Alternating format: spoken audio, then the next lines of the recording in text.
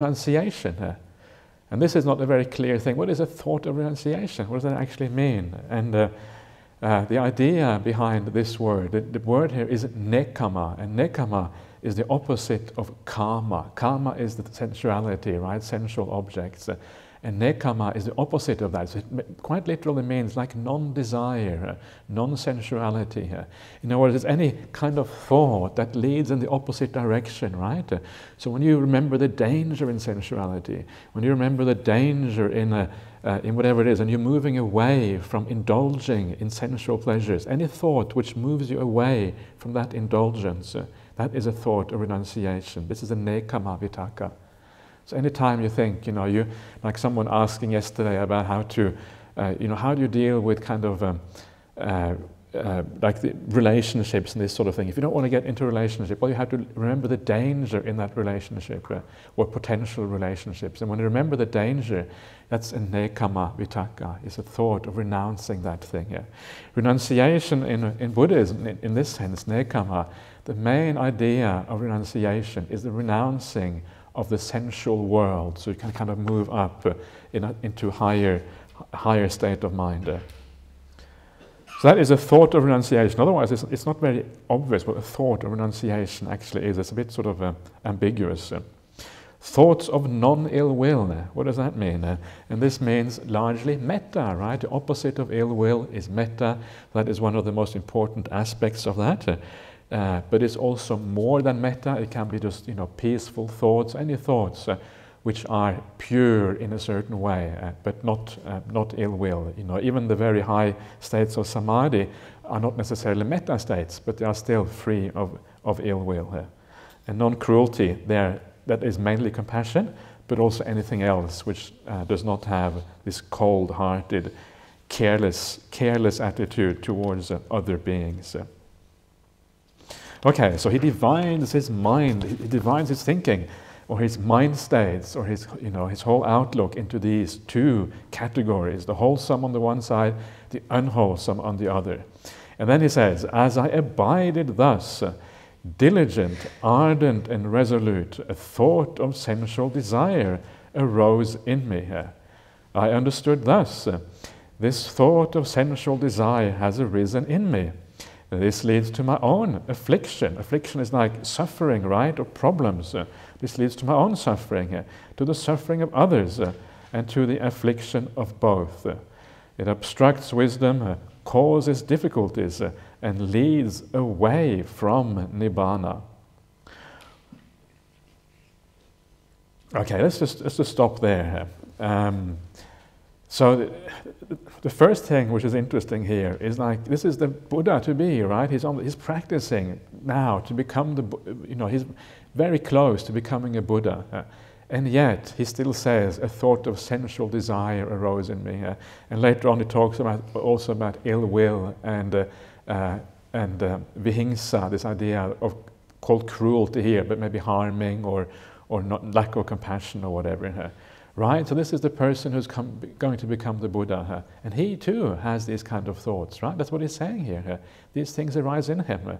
Maybe not very strongly, but they're still there. So it's quite nice to, in a way, it's quite nice to reflect on that, because it kind of puts us all in very good company, right? The Buddha has also been there. He has done this. He had the same problems. And now we are facing, in our practice, we are facing basically the same problems the Buddha was facing himself. So it kind of takes the edge off a little bit of how terrible these things are. Sometimes we may think it's bad to have these kind of thoughts, but it's actually it's quite natural. If you're born in the human realm, this is what you can expect. What is not natural is actually to really practice hard to avoid these things. So I think it's always nice to remember that this is quite, this is the natural state of things in the human realm. And even the Buddha was there. So it means that if the Buddha was able to get rid of these things, then we can do it too. That is what the Buddha is saying here. And then he says, as I abided thus, diligent, ardent, and resolute. In other words, with basically, I was, he puts in the effort, he puts in the the willingness to kind of to keep on practicing, right? The perseverance is what is meant here. Persevering effort to actually abandon these things. But as I abided thus, diligent, ardent, and resolute, it refers back to what he was just talking about, right? This idea of dividing thoughts into two categories. That is what he means by diligent, ardent, and resolute. And that's interesting because usually when we think about being diligent and resolute, you think about putting forth effort, right, in a certain way, kind of striving and struggling and all these kind of things. But here you can see already what the Buddha means by being diligent here. It's a sense of wisdom, right? By dividing your thinking mind into two parts, it's not really struggling, but it's a kind of wisdom. He's looking at his mind and seeing what is bad and what is good, and then dividing it apart. And this is one of the themes that kind of run through this sutta, is this idea that the struggle, the effort, the thing we do has more to do with wisdom than with kind of putting forward lots of energy and using willpower and all these kind of things. And you can see that already at this particular point here. You're dividing the world or your thinking mind into two parts. That is what it means to strive here. So then, once he has done that, once he has understood this division of thinking, then he understands a thought of sensual desire has arisen in me, or a thought of sensual objects is another way of translating this. So this is the first thing. He understands this thought of sensual desire has arisen in me. And this is one of the kind of important things on the Buddhist path, something which is very much part of the Satipatthana Sutta. This is where the Satipatthana Sutta kind of comes into its element. Satipatthana Sutta is a lot about understanding your mind, understanding defilements, understanding the bad mind states and the good mind states, understand how the hindrances come to arise, how they are abandoned by abandoning the cause, right? How to avoid the non-arising of the hindrances in the future. This is actually specifically mentioned in the Satipatthana Sutta. So the first thing there is just to understand sensual thoughts. And this is one of the things that you will notice as you practice this path, is that sensual thoughts has this very wide range of sensuality here. And sometimes some of the sensual thoughts are very obvious. We know straight away that this is sensuality, craving for nice food or whatever it is. And we know that this is sensuality. But often the subtlety of some of these thoughts, they're so subtle that actually it is hard to recognize them as sensuality sometimes. And this is part of this path, is when you come to understand yourself, you come to understand your mind, you start to see the range of what the sensuality actually is, how far it goes. And this is part of the investigation that we do. And eventually you have a full understanding of what the kind of this desire for sensual pleasures actually means in the mind. It's a gradual uncovering of this as you go along. And this is quite interesting, right? You come to understand yourself, you come to understand how you function, how you work, you come to understand all these aspects, and gradually you're moving that direction. So this is what the Buddha has already done at this point. He has obviously already understood sensual pleasures all the way, and that's why he's able to pick it out straight away. This is sensual pleasure, even if it is a very subtle thing here. So this is what he's saying here, this full understanding of sensual pleasures. So this is the first thing, obviously. This is the first thing we have to be able to do to overcome it. You can't overcome something if you don't know what it is. So we have to, first of all, being able to pick it out. So this is one other aspect of what in Buddhism we call wisdom. And this is, this idea of wisdom is also not very clear. What does it mean to be wise? And it can mean many different things, but in Buddhism it has a very specific meaning, and it's important to understand that meaning, what it actually means. And once you understand that, then you can apply it in the right way. So the first aspect of wisdom here is just to understand, being able to see what actually is there. And then the second aspect here is that he thinks, once he has seen this, then he thinks, this leads to my own affliction, right? This leads to my own suffering. This leads to the affliction of others. This leads to the affliction of both. It obstructs wisdom, causes difficulties, and leads away from Nibbana. So the second aspect of wisdom is to understand the danger in this particular thought. So This is how the wisdom, the different aspects of wisdom. First of all, you understand what it is. Then you understand the danger. And the third aspect, which comes afterwards, is then being able to abandon it. And that can include some kind of skillful means in abandoning the thought. So you know what it is. You see, you understand that it actually is dangerous. And this is often one of the most difficult things, is to understand the danger in something. And once you understand the danger, then you can move on to abandon it and maybe even use some skillful means for doing that. So, what does it mean that it leads to my own affliction? Why does a thought of sensual desire lead to your own affliction? And that sometimes needs quite a bit of reflection to be able to see that. The first thing to understand here is that sensual desire, the Pali word is kama. Kama, this is not kamma. Kamma is action, right? But this is kama, it's a slightly different word.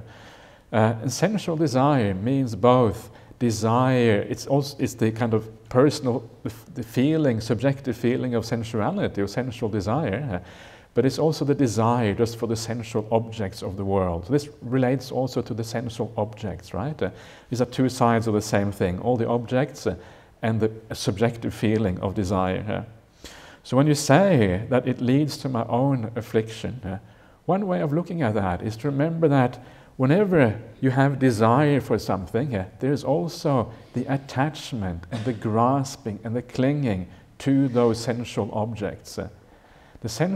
Once there is desire, there is a natural movement towards attaching to things, to grasping onto things. Because once you have something, you grasp it, that will satisfy the desire, right? This is what you see in dependent origination. If you look at dependent origination, there is feeling, it gives rise to craving, right? So the desire is there. The desire is there because we associate a positive feeling with something. The desire arises. From desire, from tanha, craving, comes upadana. And upadana is this idea of grasping onto things, clinging to things, attaching to things. So the natural consequence of craving is always upadana, is the acquiring possessions, acquiring relationships, acquiring status, acquiring social position, whatever it is, it comes as a consequence of craving. So this is what's happening here. So you have the sensual desire, and the attachment comes as a consequence of that. And we all know, because of the impermanence of everything in the world, whatever we attach to, we're always going to suffer as a consequence, right? Every time you attach to something, it's going to be taken away from you. All that is dear and beloved is going to be separated from me, right? This is one of the beautiful sayings of the Buddha, which I might come back to later on. All that is dear and beloved to me must become separated from me. My family, my friends, all my possessions, my status, my education, my sense of identity, it will all be kind of ripped from me. And then what happens? The stronger your attachment is, the more suffering you will have. So desire, sense pleasure, sense desire always comes with suffering because it is always related to attachment and clinging in one way or another. And this is one of the easiest ways of understanding why sensual thoughts always must lead to your own affliction in the end. And it leads to others' affliction. Why? Because often we fight over limited resources, we fight over the things in the world, we both want the same, so it leads to the affliction of both. We treat others badly because we are attached to them. If you are attached to somebody, you have a vested interest in that person, you want to control them. Attachment and control are very closely related to each other, right? You want to control the other person, and of course that often leads to their suffering because you are actually trying to control this person. And it leads to the suffering and affliction of both, not just one, but always it has this idea of both people suffering at the same time. Sometimes you might think, it's okay, I will sacrifice myself, at least I will help the other person. But no, both people suffer, both the other and you, as a consequence of sensual desires and sensual thoughts. So it's powerful, right? So it's very, very strong here, and you can. But reflect on this. It is not easy to understand the danger in sensual pleasures.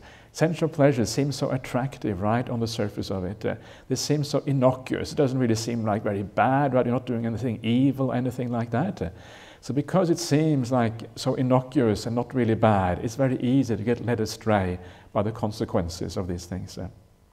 So good to reflect on these things. And of course, as I was saying the other day, sensuality also tends to lead to ill will as well. They're very closely related to each other.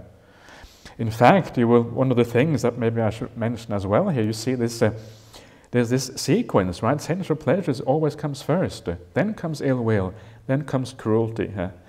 And nothing in the Buddha's teaching is random. Nothing lacks a certain kind of structure. There's structure in everything. So if there is a certain sequence, you can be pretty sure that there is a reason why there is that sequence. And the reason why there is that sequence here is because sensual pleasure is the most basic of all the problems. This is the one that is the root kind of problem that we have to deal with. Ill will and cruelty, in a large part, stem from sensuality.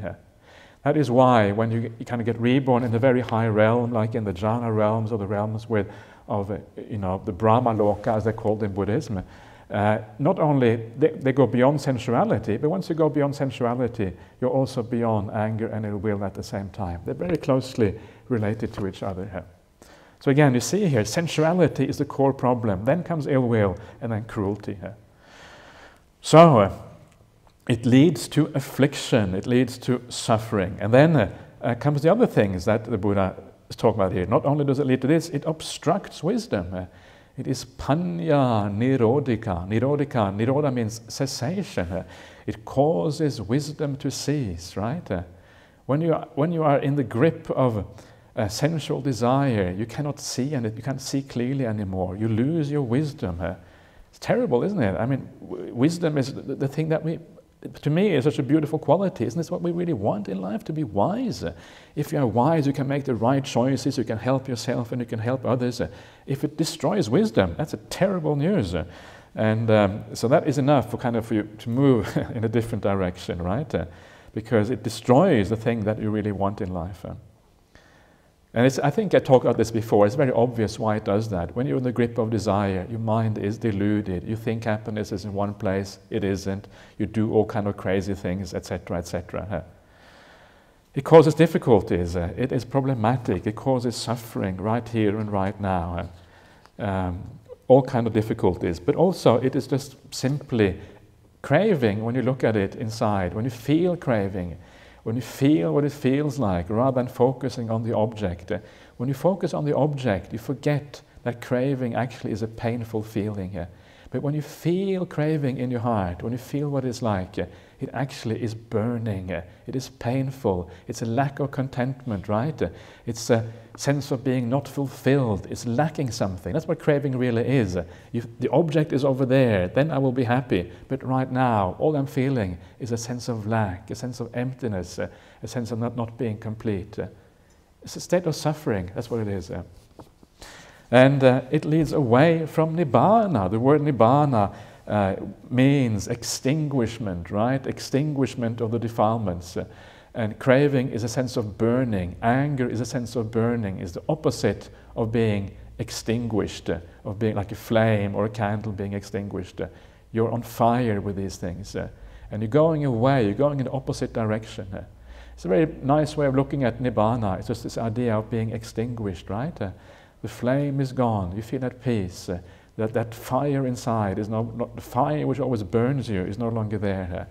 And so obviously, to do that, we have to subdue the flames, first of all, in this way. So this is how the Buddha is thinking, right? And then he says, and this is the second part here, once he thinks like this, he sees all the dangers in sensual thoughts. And there's quite a bit there. There's quite a bit to get to kind of your thinking mind to consider various things. But then the Buddha says, when I consider this, this leads to my own affliction. That thought subsided in me. When I considered this leads to the affliction of others, it subsided in me. When I considered this leads to the affliction of both, it subsided in me.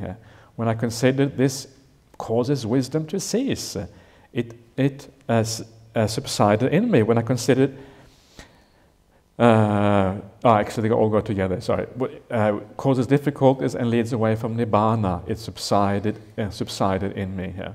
Whenever a thought of sensual desire arose in me, I abandoned it, removed it, did away with it.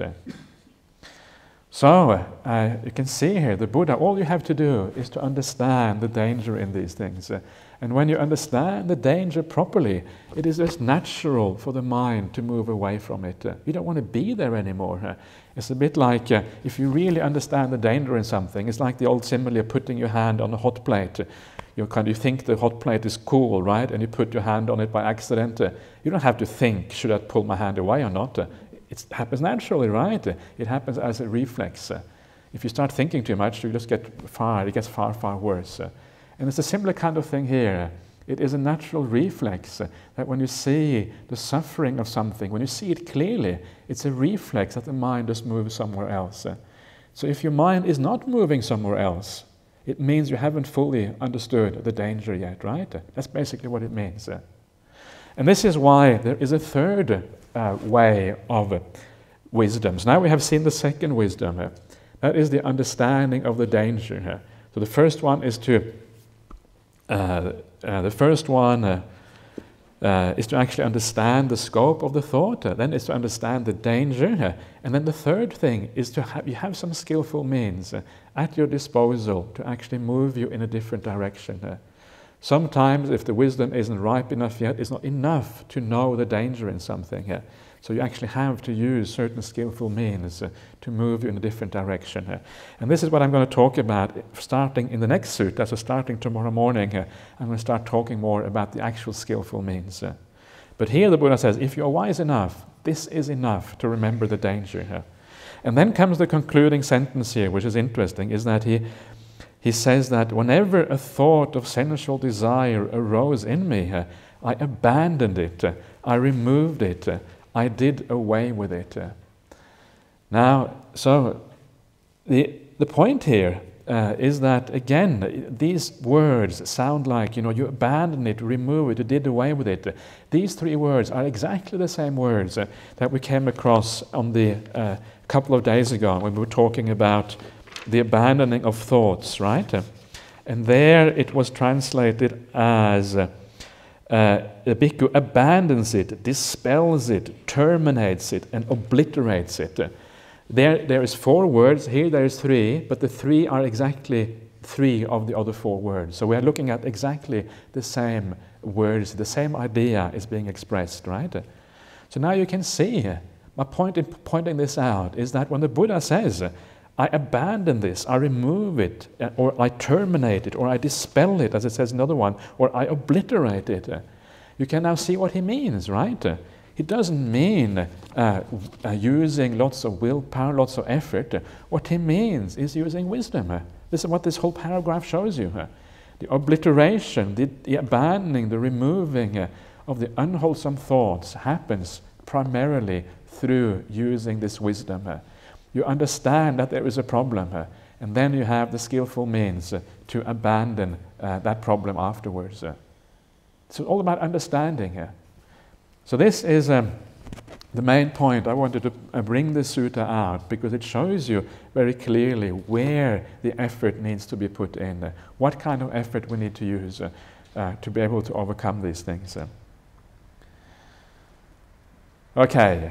So, and also quite nicely, it shows you what wisdom is in Buddhism. Wisdom is understanding the danger in things and then the way to overcome it. This is a very important part of what we call wisdom on this path.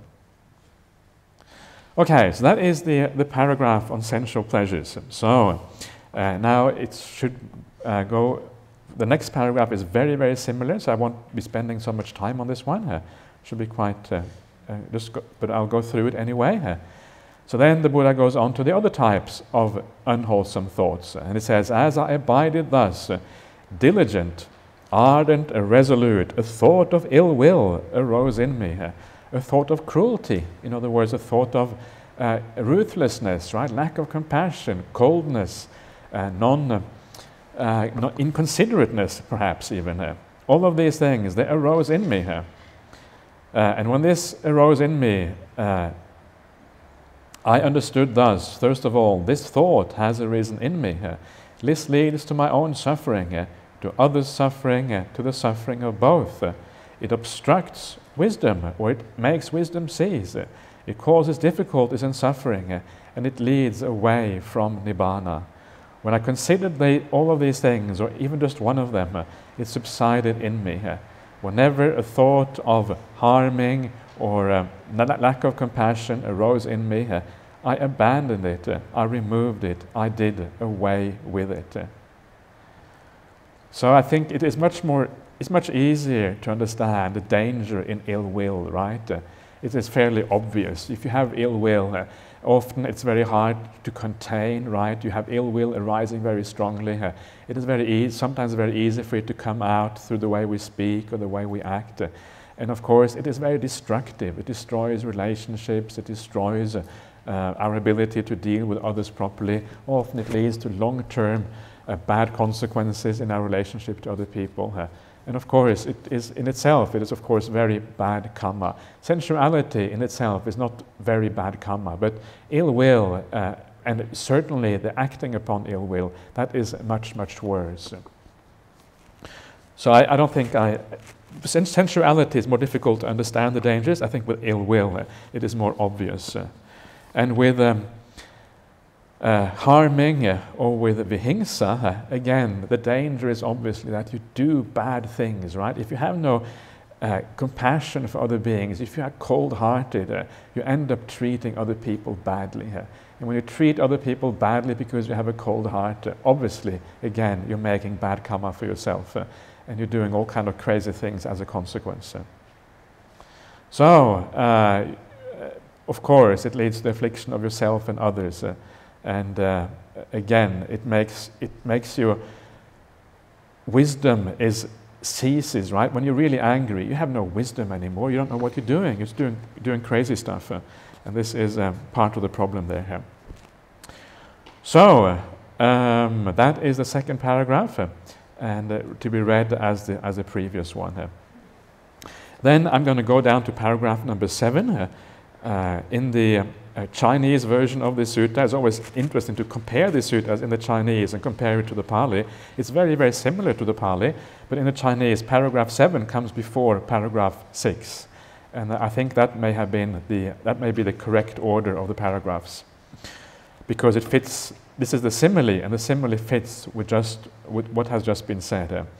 Just as in the last month of the rainy season, in the autumn, when the crops thicken, a cowherd would guard his cows by constantly tapping and poking them on this side and that with a stick to check and curb them.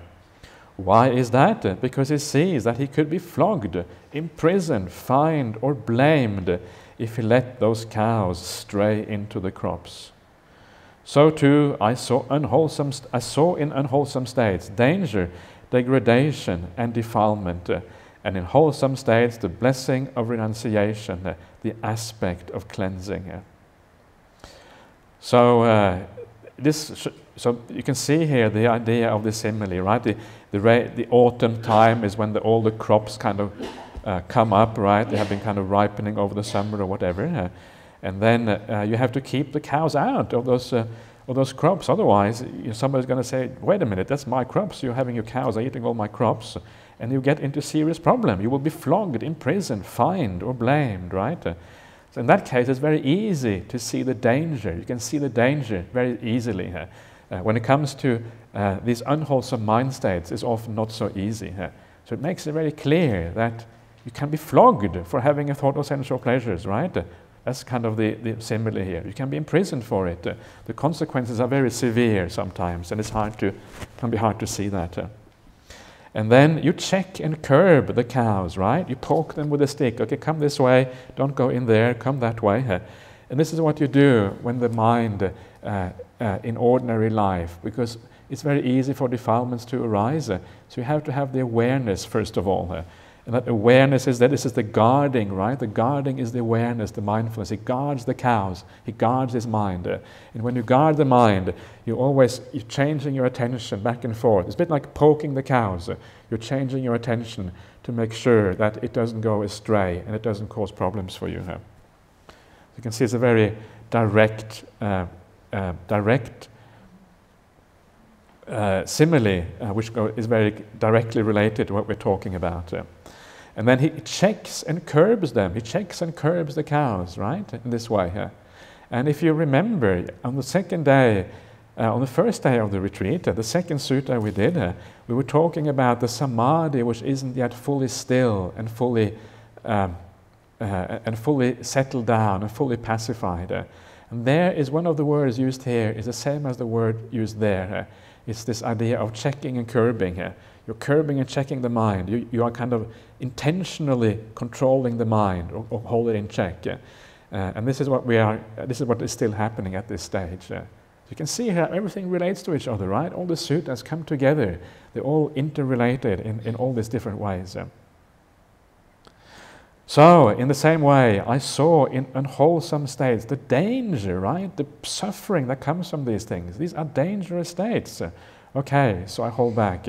The degradation, the Pali word is okara. Okara means like something that makes something low. It brings you down. It's like in English, we're talking about somebody who is high-minded. High-minded means like you are kind and you are looking after people and you are compassionate and you are doing acts of generosity and all this kind of thing, a high-minded person. And then you have the low life. The low life is the opposite, right? So this is kind of the low life mind, right? The kind of mind which kind of the okara mind which kind of brings you down. So it's the low mind. That's what degradation means here. Degrade is to bring something down. So it's the low kind of mind. And high-minded means the mind which is kind of soars up, right? Which is there's a kind of sense of beauty in the high-minded, the high mind. And then defilement, of course. Defilement means a sense of being defiled. It doesn't feel right. It feels bad when things are defiled. And in wholesome states is the opposite. The blessing of renunciation, of giving up, is an understanding of why renunciation is so powerful. And why non-desire is powerful, the aspect of cleansing, the path of purification, right? We're talking about on the very first day again, the gradual purification of things. In this way, you are purifying yourself, you are getting rid of all these defilements, and the mind becomes bright and clear, and you can actually see clearly. You can have real vipassana. Vipassana means the clarity of seeing, and that comes as a consequence of this cleansing. So very nice little simile there. And then comes the paragraph 6, which also is very nice. And the Buddha says, bhikkhus, whatever a bhikkhu frequently thinks and ponders upon, that will become the inclination of his mind. If he frequently thinks and ponders upon thoughts of sensual desire, or you frequently think about the objects of sense pleasures, right? Two sides of the same thing.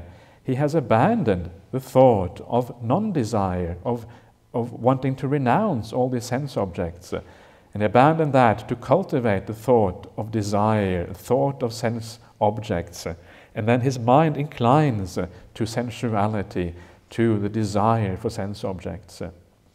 If he frequently thinks and ponders thoughts of sensual desire, if he frequently that sentence shouldn't be there. If he frequently thinks and ponders upon thoughts of ill will, upon thoughts of harming, he has abandoned the thought of non-harming to cultivate the thought of harming, and then his mind inclines towards harming. So, and this idea that we are conditioned, we are creatures of habit. This is what this says, right? Our minds are very, very habitual, and we tend to get stuck in certain ruts, in certain ways of doing things. When somebody says something to you, you react in the same way every time because it's a habit. You have the habit of thinking about sensuality. You keep on doing that. And this is the main thing that makes the Buddhist path difficult, is because of our habits. Not because it is kind of inherently difficult, like a mathematical equation or anything like that. It is difficult just because of habits. So it takes perseverance, it takes effort, it takes commitment to be able to overcome these things. But gradually you can do that. And this is part of the thing that we do in meditation practice, right? When you do a little bit of metta, you're trying to change your perception of the world, you're changing the habit of the mind, you're moving from having the habit of seeing the fault or seeing the problem to seeing the beauty here. You're moving the mind from having the habit of seeing the wonderful sensual pleasures to seeing actually there is some serious dangers in these sensual pleasures. And it's a gradual thing because the habits are so ingrained. It's a gradual movement across. And this is what happens. And eventually you come to the point where the habit suddenly is compassion, right? The habit is metta. The habit is actually non-desire. And then it's so easy. And this is where we're trying to get to. We're trying to get to the point where non-defilement is the natural state of the mind. And that is when meditation becomes easy. That is why somebody like Ajahn Brahmali, he says, all you have to do is just sit back and wait, right? And things will happen by themselves. How can he say that? And the reason he can say that, because when your natural state of the mind is pure, that is what you always come back to. That is your baseline. That is the kind of the foundation inside of you. That is that you come back to when you just rest and you take it easy. However, if your inclination of the mind is sensual desire and ill will, then as soon as you close your eyes, then the base is sensual desire. All these thoughts of sensual desire come up, right? Because that is the foundation. That is where your mind is at. So this is the beauty when you are able to shift your mind in this way. And the habit is the purity of the mind. The habit is this non-desire, non-affliction. By shifting away, then when you close your eyes, it is a natural process. So what we're talking about on the very first day, right? The idea that meditation is a natural process. You don't have to, you shouldn't think, oh, I'm going to have the intention to make myself happy. I'm going to kind of, by using effort, I'm going to bring up all this piti and sukha and happiness. No, it doesn't work that way. It works naturally. If your sila, if your habits, if your character is purified, if this is the inclination of your mind, then all these other things come as a matter of course. They just happen. It's beautiful, isn't it? But it shows you where the work has to be put in. It has to be put into inclining your mind in such a way that that is the natural state. And when that is the natural state, it just happens by itself. So we're trying to change it, we're trying to alter our habits and to change our habits in a different direction. This is so much of what the Buddhist path is about, and you can see it right here in this sutta. So that is the negative side of things, that is all the defilements, and of course the Buddha these suttas are always very exhaustive. They show you usually both sides of the equation, because this is an oral transmission, so it tends to show things quite exhaustively here, and that sort of helps the oral transmission of the suttas. So, then the Buddha says, as I abided thus, diligent, ardent, irresolute, a thought of renunciation or non-desire, right? A thought of wanting to give up the sensual pleasures and giving up the sensual objects arose in me. I understood thus, this thought of non-desire has arisen in me. This does not lead to my own affliction or to others' affliction or to the affliction of both. It aids wisdom, does not cause difficulty, and leads to nibbana. If I think and ponder upon this thought even for a night or even for a day, even for a night and day, I see nothing to fear from it, or I see no danger in it. But with excessive thinking and pondering, I might tire my body. And when the body is tired, my mind becomes strained. And when the mind is strained, it is far from concentration, far from samadhi, far from stillness. So here the other thoughts arise, the wholesome thoughts arise. You have this feeling, I want to abandon sensuality, I want to abandon, I don't want to get attached to all these objects in the world. You understand the danger in these things. It does not lead to your own affliction, it leads to your own happiness. It aids wisdom, right? This is what is the word here? Not sure now what it means. Yeah, anyway. But it aids wisdom. So you're becoming wise when you have these kind of thoughts. This is what wisdom is about. And it leads toward nibbana, obviously, because you're stilling the fires inside, the fire of desire and all these kind of things.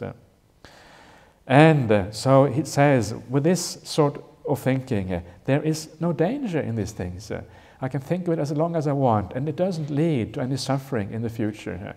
So you can think and think and think about this, and there's no problem. Actually, the reality is that when your mind is moving in a more wholesome direction, you tend not to think so much already.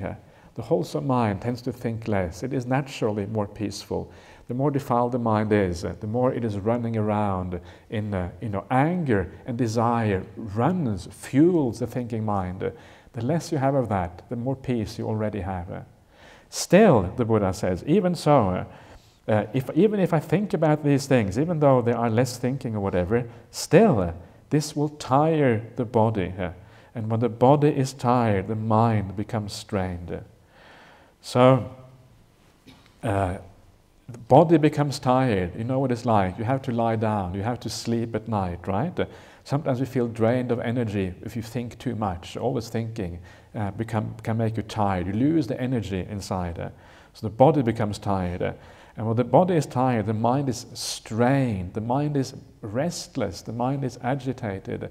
The mind doesn't really calm down and become peaceful. And this is the problem here. So thinking, in the end, is still a problem. This is what the Buddha says.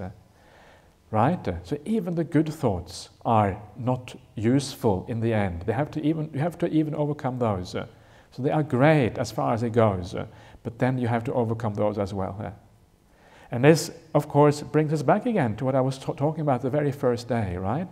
This idea of the gradual refinement and purification of the mind, moving away stage by stage from the defilements, and eventually moving away from thinking altogether, even moving away from the thinking that accords with the Dhamma, I was saying. And these thoughts here, they accord with the Dhamma. Why? Because they lead to Nibbana, they lead to wisdom. So you can say they accord with the Dhamma. These are thoughts that go in the right direction. But even those should eventually be given up. And otherwise the mind becomes strained, the mind becomes tired. So you give up those thoughts, and then you take it towards the real samadhi. And that's the next point here. Once you give up those thoughts, that is when samadhi becomes possible. So the Buddha says, so I steadied my mind internally, quieted it, brought it to singleness, and concentrate, and samadhied it. And this is a standard explanation in the sutras that means basically the jhana states, the states where the mind is completely still and completely relaxed, and there's no more strain. And this is where you build up the energy of the mind. And why did he do that? So the mind should not be strained. And this is where you build up the energy, you build up the sense of not being tired. There's no tiredness in these states anymore. The energy is very powerful and very strong. And when you come out afterwards, you have the energy to do all kind of things, to direct your mind in the right direction, for insight, for whatever is required. So there you are, and you can see here one of the beautiful things that you also see in this sutta. You see the kind of the combination of vipassana and samatha, right? The vipassana aspect here is the clear seeing. You see clearly, you understand the scope of the sensual pleasures. You understand why they are dangerous. It's all about vipassana, right? The clarity. And the samatha aspect is how this then leads to the peaceful, the calming of the mind, stage by stage. You abandon the unwholesome to achieve the wholesome. Then you abandon the wholesome thoughts to achieve samadhi. Samatha and vipassana going hand in hand. And this is how the path always is. These two aspects going hand in hand as you go through it. So, there you are. So, then we have the other thoughts that are wholesome.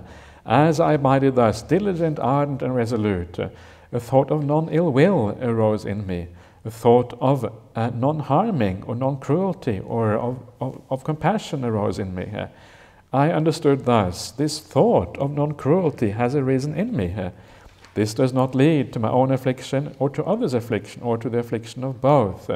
It aids wisdom, does not cause difficulties, and leads to Nibbana.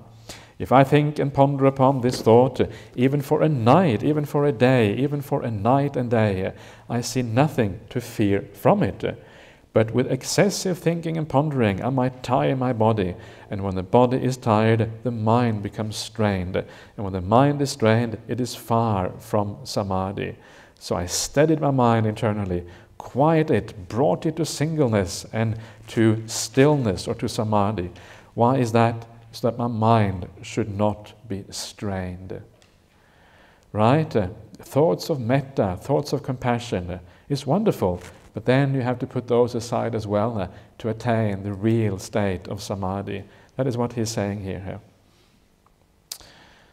And then we have the other simile, the simile, paragraph 12. Just as in the last month of the hot season, when all the crops have been brought inside the villages, a cowherd would guard his cows while staying at the root of a tree or out in the open, since he needs only to be mindful that the cows are there. So too, there was need for me only to be mindful that those qualities or states were there. So this is when the mind is wholesome, right? The thinking is in the right way, the perception is in the right way. You can relax a little bit more. All you need to do is to guard the cows, to guard your mind. The mindfulness has to be present, to be aware that to be aware that the wholesome states are there. And as long as the wholesome states are there, you're okay. You can just relax, right? You can stay at the root of a tree, right? This means you're chilling out a bit more. Before you had to run around tapping all the cows, right? It's very tiring, but now you're kind of starting to relax, starting to take it easy, moving towards samadhi. So this is the beauty of this. Every step of the path has this idea of feeling more at ease, more relaxed, more happy, basically. And then, again, the same paragraph again. Bhikkhus, whatever a bhikkhu frequently thinks and ponders upon, that will become the inclination of his mind. If he frequently thinks and ponders upon thoughts of non-desire, he has abandoned the thought of desire and all the sensual objects to cultivate the thought of non-desire, to cultivate the thought of non kind of sensual objects.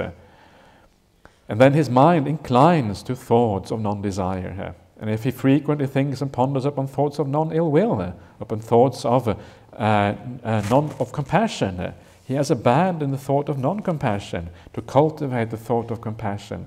And then the mind inclines to the thoughts of compassion. So that is becomes the natural state of your mind. It becomes the grounding, the basis of your mind, right? And that's why whenever you then sit down in meditation, this is what arises. This is what comes back to you, because this is the foundation that you have built up for yourself. It's pretty good, isn't it? It's pretty inspiring. This is kind of what we're kind of aiming for, moving in that direction. And then the very last little paragraph here, paragraph 13. Tireless energy was aroused in me, and unremitting mindfulness was established. My body was tranquil and untroubled, my mind concentrated and unified. And this is what happens when there's no defilements in the mind.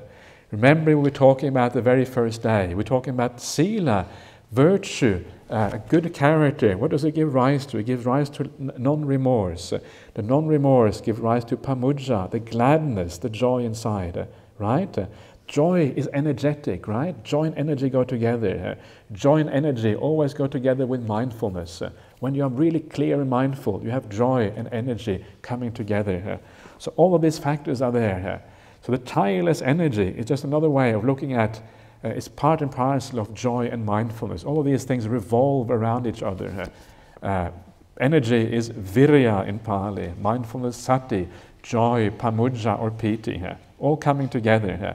And they all are a result of the abandonment of the defilements, making the mind pure, having good sila. This is where it comes from. So this is why we are trying to head in that direction. So tireless energy, right? You can just keep going.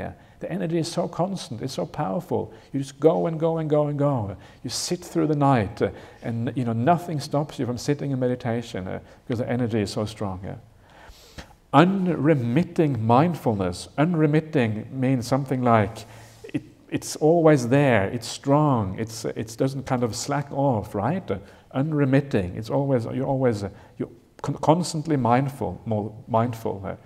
And again, it's this idea of energy, mindfulness, and joy coming together. They're all part and parcel of the same thing. The body is tranquil and untroubled. Again, it goes back to the first day, where you have the sequence of the psychology of meditation, right? You have the piti, the joy or the rapture, and then comes the tranquility as a consequence of that. You become very peaceful. The body settles down, and this is really where the body starts to disappear, because it becomes so tranquil, it becomes so peaceful that it kind of doesn't make an impact on your mind anymore. And the mind becomes concentrated and unified. You start to attain samadhi. Samadhi is the result of that. So this is what happens when you overcome your defilements. This is what happens when you are wise in the way you think. When you use this combined two things, of samatha and vipassana together, to move you forward on the path. This is what happens. And there's the 3 dots there, and the 3 dots are basically the sutta then goes on to the 4 jhanas, and then it goes on to the awakening and all that, because this is the Buddha explaining how he attained awakening, right? But then if I go into that, we're getting a bit ahead of ourselves. So I'm just going to stop there, and then tomorrow morning we can then start to look at some skillful means and how to deal with all these unwholesome states. And in the meantime, there will be, this afternoon, there won't be another sutta reading, but there will be interviews at 3 o'clock. So, see you then.